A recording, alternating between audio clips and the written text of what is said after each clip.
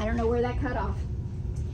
So for those of you who have filed your tax returns before, and I'd mentioned that April 15th deadline for the individual tax returns, sometimes it's the 16th, sometimes it's the 17th, sometimes it's the 18th. And the reason for that is that there is, oftentimes it'll fall on a weekend. There's also this weird holiday that they celebrate only in Washington, D.C. called Emancipation Day. And it falls on, what's that?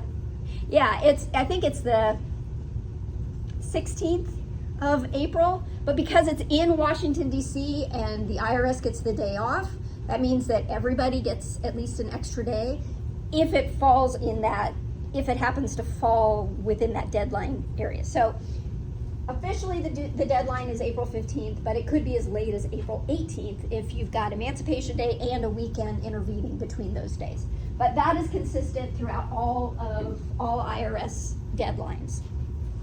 And again, it has to be postmarked by that date.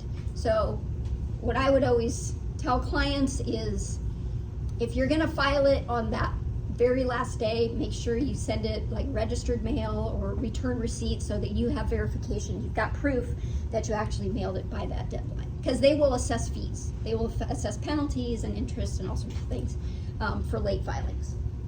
All right, if an employer owes $1,000 or less in employment tax per year, so you total up all of these, sorry, not the wages, the taxes, all of these amounts, and it comes to less than $1,000, or I guess $1,000 or less, you don't have to file this on a quarterly basis.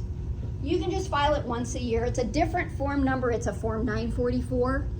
That does not apply to very many businesses, because if you think about the calculations that we just did, I mean, if you just even have one employee, chances are you've withheld in combined federal income taxes, Social Security, Medicare taxes, and the amounts that you owe, chances are that's going to be over $1,000. It's pretty easy to get to that $1,000 mark, but there is a different form that's filed if you owe $1,000 or less. Also, so this Form 945 is a separate form that's for other types of withholding. So like, and this is for payers. Payers have to file this form.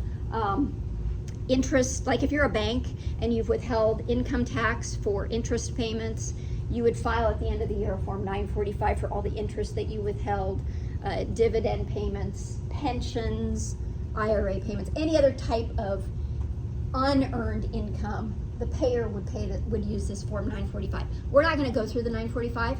We're not even going to go through the 944. We're just going to go through the 941 and look at that, okay? All right, so